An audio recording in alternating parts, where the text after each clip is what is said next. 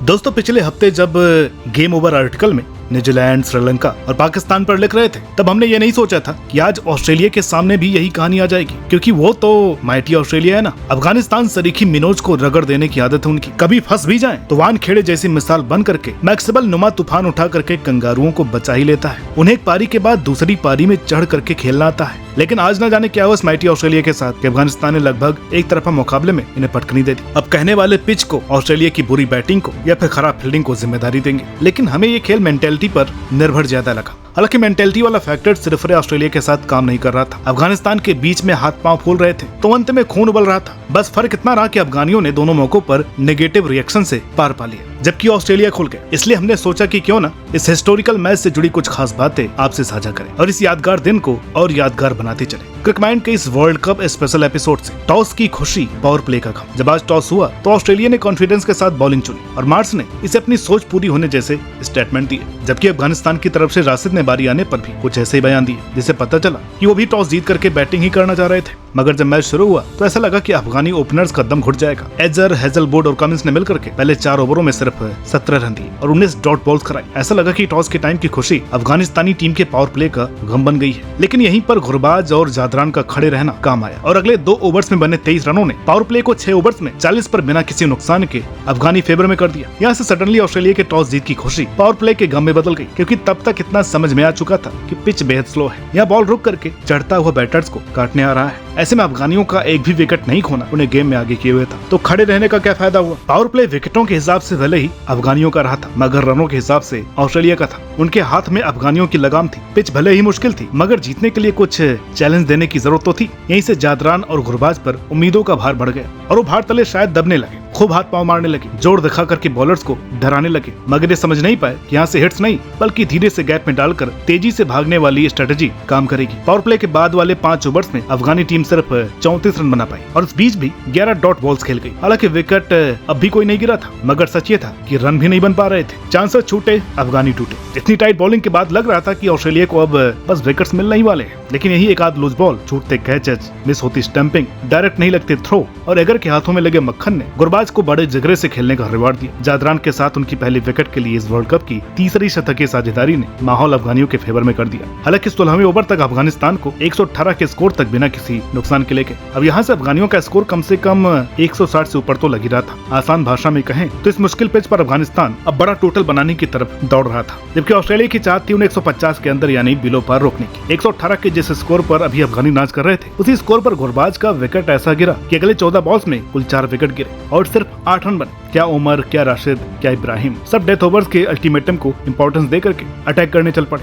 जबकि ये भूल गए कि ये पिच वो सपाट जन्नत नहीं है जहां आड़े टेढ़े शॉट भी रिवॉर्ड देते हैं। अफगानियों की खराब हालात या कहें अप्रोच का अंदाजा ऐसे लगाई कि आखिरी 30 रनों के लिए 26 बॉल्स यूज की और 6 विकेट गवा दिए, जिसमें कमिंस के 18वें ओवर की आखिरी गेंद पर राशिद के विकेट के साथ शुरू हुई और 20वें ओवर की पहली 2 बॉल्स पर जन्नत और नाइब के विकेट पर खत्म हुई हैट्रिक थी। वो तो अगली बॉल पर खरोते का कैच वार्नर ने टपका दिया, वरना 4 बॉल्स में 4 विकेट का रिकॉर्ड भी कमिंस का होता। खैर जैसे तैसे लुढ़कते फुदकते अफगानिस्तान 148 तक पहुंच गए, जो कि जीतने लायक स्कोर भले ही नहीं था मगर लड़ने लायक तो था ही। 149 रन जब आपको डिफेंड करने हो तो जल्दी जल्दी विकेट्स लेना मजबूरी बन जाता है, वो भी ऐसी टीम के सामने जिनके पास Head, Warner, Marsh, Maxi, Stoinis, David, Wade जैसा बैटिंग पावर हाउस हो, जिसमें से एक भी बैटर अपने दिन अकेले दम पर मैच खत्म कर सकता है। क्योंकि जब ये चलते हैं तो पिच कैसी है, बॉलर कौन है, ग्राउंड का डायमेंशन क्या है, ये कुछ मैटर नहीं करता है। ऐसे में मिनोज मानी जा रही अफगानिस्तान को अपने चांस बनाने के लिए विकेट लेना जरूरी था, जो कि उन्होंने किया। नबी ने पहले हेड और मार्च को निपटाया तो पावर प्ले के आखिरी ओवर की पहली बॉल पर नबी ने वार्नर को चलता किया। ऑस्ट्रेलिया टीम जिस फ्लाइंग स्टार्ट की उम्मीद कर रही थी उसके अफगानियों ने पहले कदम के साथ तो ऊपर काट दिए थे, लेकिन 6 ओवर में 33 रनों के साथ ऑस्ट्रेलिया अभी जंग में बना हुआ था, क्योंकि क्रीज पर स्टॉइनिस और मैक्सवेल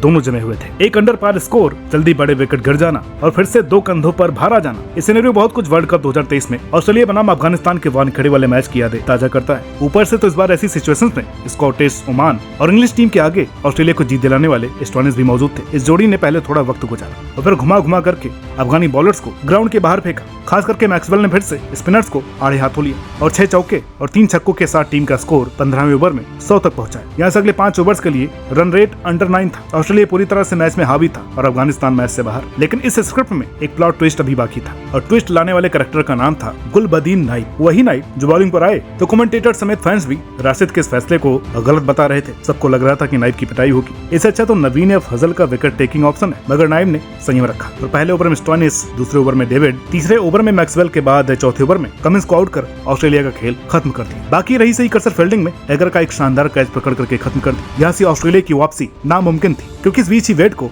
राशिद ने शिकार बना लिया था। तो इस तरह से इतिहास लिखा जा चुका था। ऑस्ट्रेलिया ने हार का अंतर कम करते हुए 21 की, मगर हार नहीं टाल पाए। वैसे आज ऑस्ट्रेलिया बुरी तरह से एक्सपोज हुआ है। उन्होंने 149 के सामने जो 127 रन बनाए हैं उसमें मैक्सवेल के 59 के बाद सेकंड हाईएस्ट स्कोर एक्स्ट्राज के 16 रनों का है, यानी किसी ने रन ही नहीं मारे। हालात ये थे कि 8 प्लेयर्स तो 2 डिजिट वाला स्कोर भी नहीं बना पाए, जबकि अफगानिस्तान की तरफ से इस बार स्पिनर्स की जगह पेसर्स चल पड़े। स्लो बॉल्स का सही जगह पर इस्तेमाल किया। ये वजह कि नबीन ने 3, नाइब ने 4, उमर ने 1 विकेट ली। स्पिनर्स में से राशिद और नबी के 1 विकेट ने खेल निपटा दिया। तो अब आगे क्या है दोस्तों? जिस ग्रुप से इंडिया और ऑस्ट्रेलिया का सेमीफाइनल में जाना तय माना जा रहा था वो पूरी तरह से खुल गया है। यहाँ से ऑस्ट्रेलिया बाहर हो सकता है, अफगानिस्तान आगे जा सकता है, इंडिया का भी पता नहीं, और बांग्लादेश सेमीफाइनल खेल सकता है। हालांकि लास्ट दोनों सिनेरियोज टफ है क्योंकि इसके लिए इंडिया को ऑस्ट्रेलिया से बड़े अंतर से हारना होगा और अफगानिस्तान को बांग्लादेश से बड़े अंतर से जीतना होगा। हालांकि बांग्लादेश वाले केस के लिए इंडिया को ऑस्ट्रेलिया को बड़ी पटखनी देनी होगी और बांग्लादेश को उतनी ही बड़ी जीत का अंतर अफगानिस्तान से रखना होगा, क्योंकि ये सब मुश्किल है। इसलिए उम्मीद है कि इंडिया जैसे तैसे ऑस्ट्रेलिया को हराए और अफगानिस्तान अपना लास्ट मैच जीत करके आगे आ जाए,